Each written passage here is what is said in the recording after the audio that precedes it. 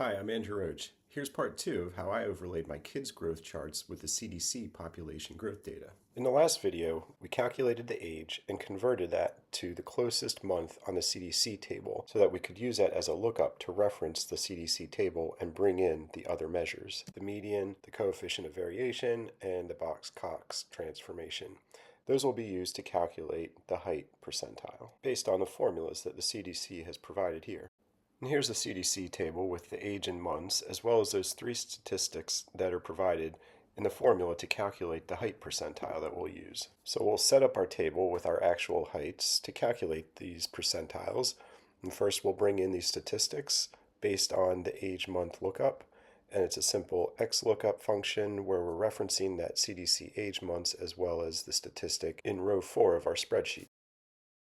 So for the other two formulas, we'll just copy that formula we just created and paste it and change the reference to the corresponding header on the CDC table. And it's the same process for updating the male side. Copy and paste those formulas and update the references accordingly. Now for each data point that we've collected, we can calculate the z-score and the corresponding percentile based on the equation that's provided on the CDC site.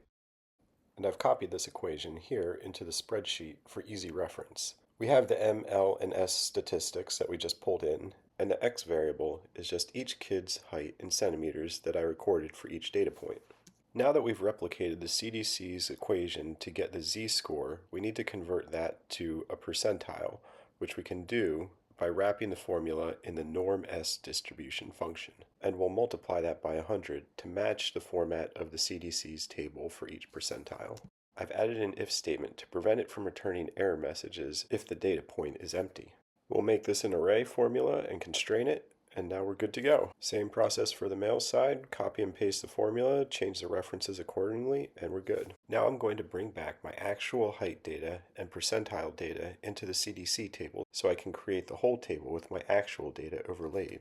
And we'll modify the formula we create for the actual centimeters to bring in the actual percentiles, and then we'll format our chart.